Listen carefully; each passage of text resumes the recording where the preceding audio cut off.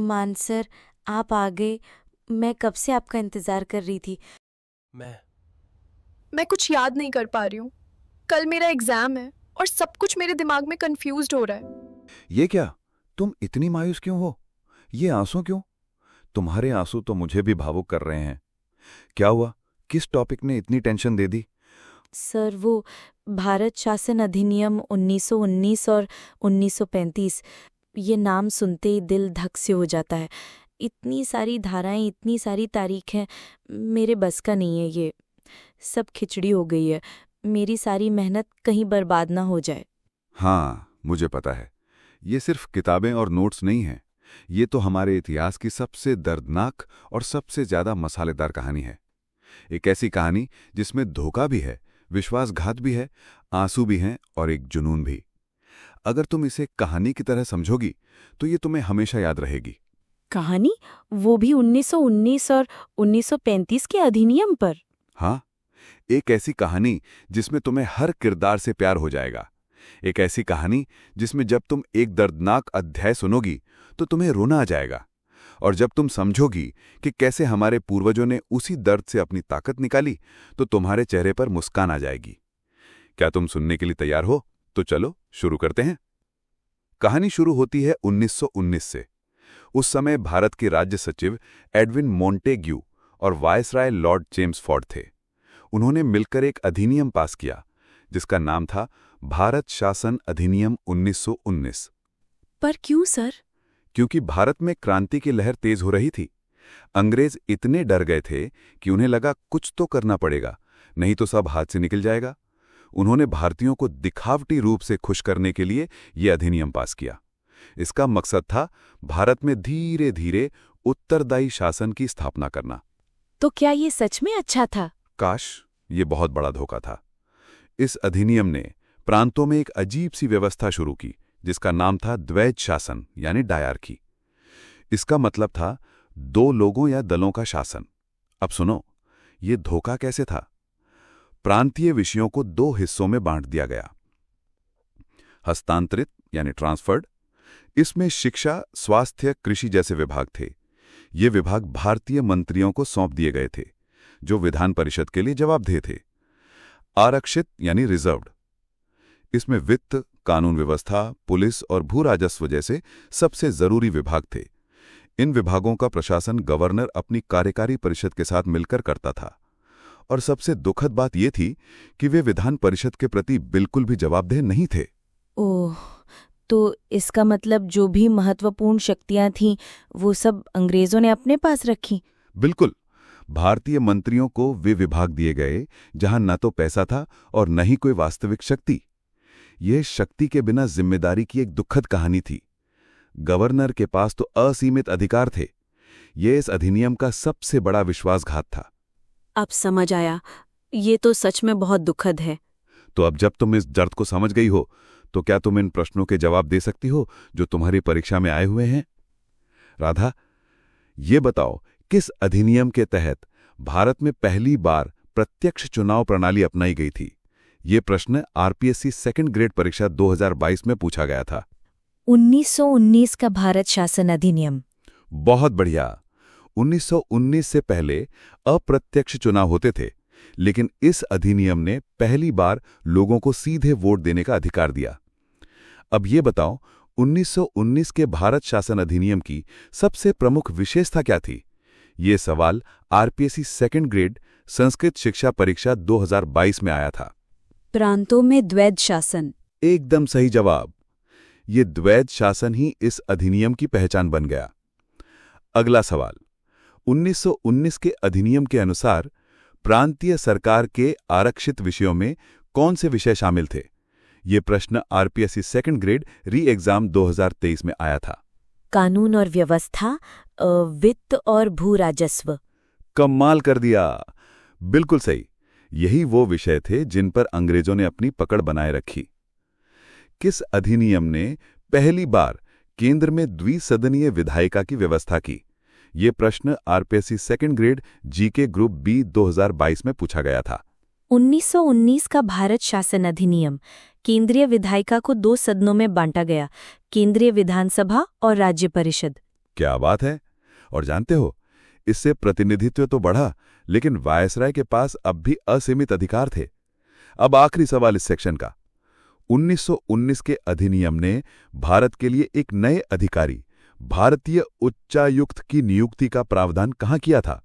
यह सवाल RPSC second grade GK group D 2022 में आया था।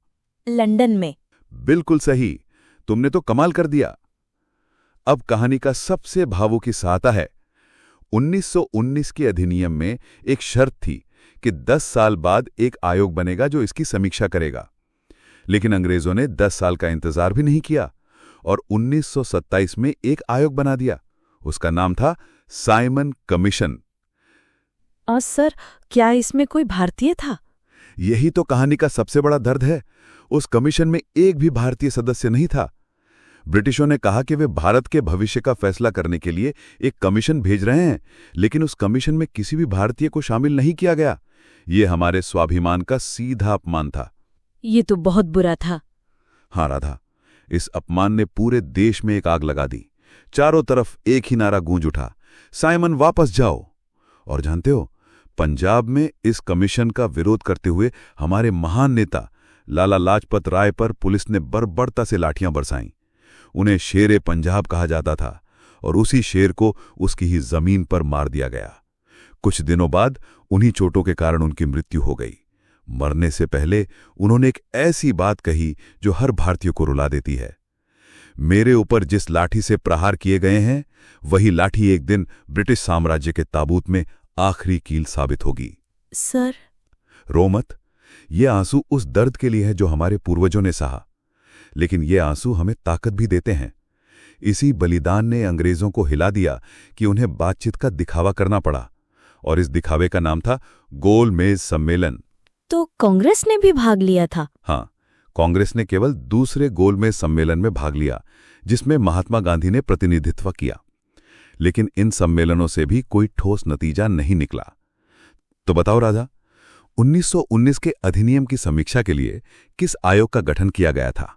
ये प्रश्न आरपीएससी सेकंड ग्रेड जीके परीक्षा 2023 में आया था। Simon commission. सही। ये कमीशन 1927 में नियुक्त हुआ, यानी 10 साल की समय सीमा से पहले। अब बताओ, साइमन कमीशन भारत कब आया था? ये प्रश्न आरपीएससी सेकंड ग्रेड री एग्जाम 2023 में आया था। 3 फरवरी 1928 को बंबई आया था। शाबाश। किस भारतीय नेता की मृत्यु साइमन कमीशन के विरोध के दौरान पुलिस की लाठीचार्ज के कारण हुई थी? ये प्रश्न RPSC second grade group A 2023 में पूछा गया था। लाला लाजपत राय। बिल्कुल, लाला लाजपत राय की मृत्यु ने पूरे देश को हिला दिया था। अब बताओ, कौन सा गोलमेज सम्मेलन महात्मा गांधी और भारतीय राष्ट्रीय कांग्रेस ने अटेंड किया था? ये प्रश्न आरपीएससी सेकंड ग्रेड संस्कृत 2022 में आया था। दूसरा गोलमेज सम्मेलन। एकदम सही। और मानसर 1935। अब कहानी का सबसे बड़ा और सबसे महत्वपूर्ण अध्याय आता है, 1935 का भारत शासन अधिनियम। इसे हमारे संविधान का ब्लूप्रिंट भी कहा जाता है। इस अधिनियम ने 1919 के अधिनियम की सभी कमियों को दूर करने का दिखावा किया। तो ये अच्छा था? ये भी एक जाल था, बस थोड़ा बड़ा और ज्यादा सुंदर।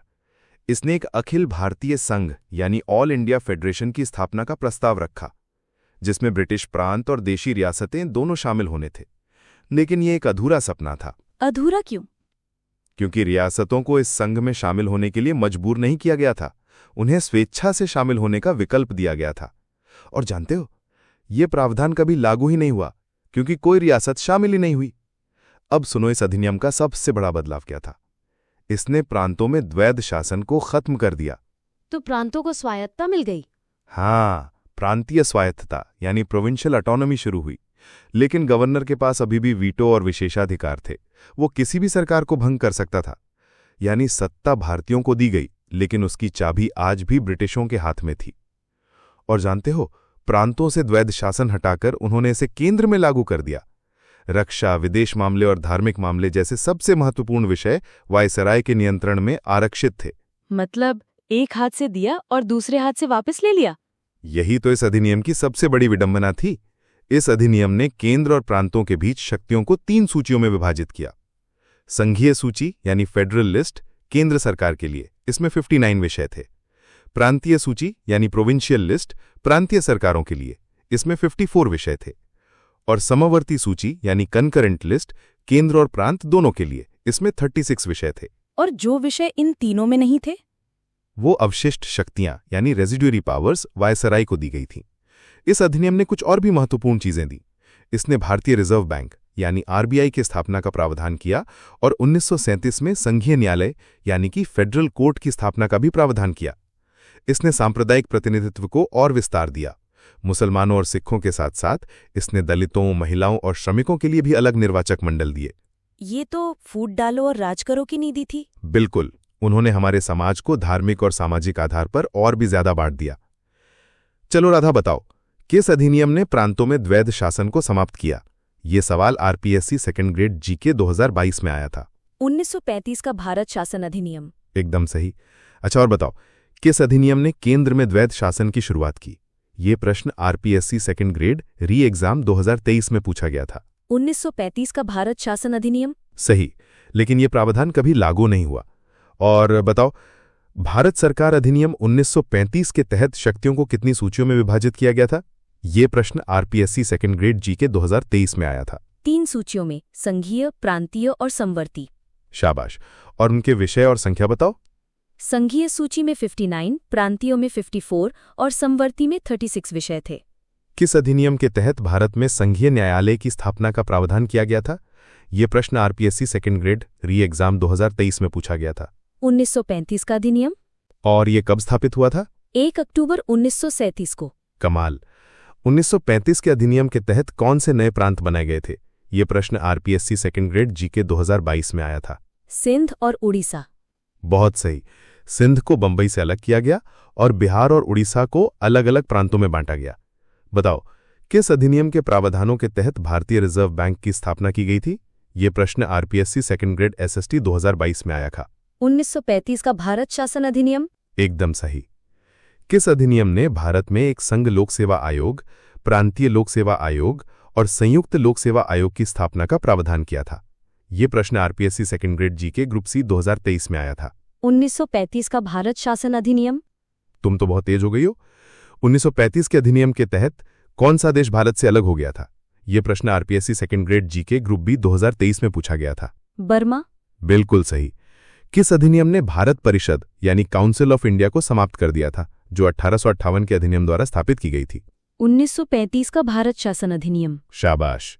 अच्छा बताओ फिर, 1935 के अधिनियम के तहत अवशिष्ट शक्तियां किसे दी गई थीं? ये प्रश्न आरपीएससी सेकंड ग्रेड जीके 2022 में आया था। वायसराय को। बहुत बढ़िया। आखिरी सवाल, 1935 के अधिनियम ने कितनी जनसंख्या को वोट का अधिकार दिया था? ये प्रश्न आरपीएससी सेकंड ग्रेड जीके 2023 में आया था।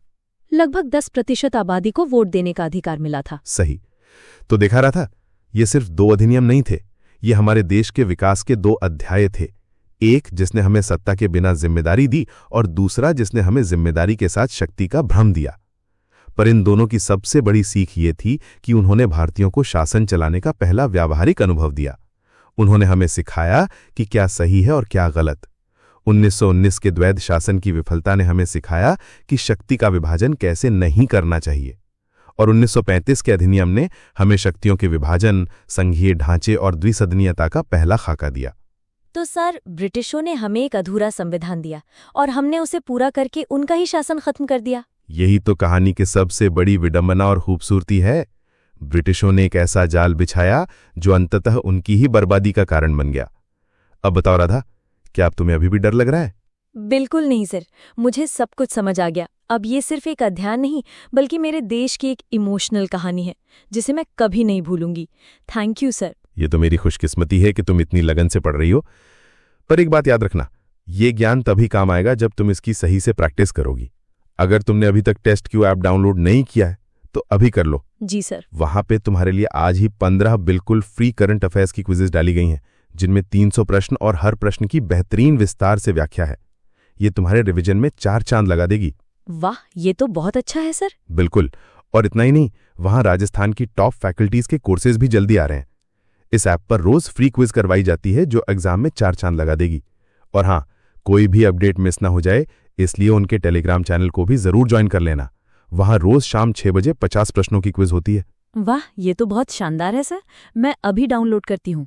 और हाँ राधा, अगर तुम्हें ये सेशन इतना अच्छा लगा, सब कुछ अच्छे से याद हो गया, तो इस चैनल को सब्सक्राइब जरूर करना, वीडियो को लाइक करना और अपने हर उस दोस्त को भेजना जिसको इसकी जरूरत है, ताकि ये कहानी हर उस स्टूडेंट्स तक पहुंचे जो इतिहास से डरता है। जरूर मान सर। जय हिंद। जय राजस्थान।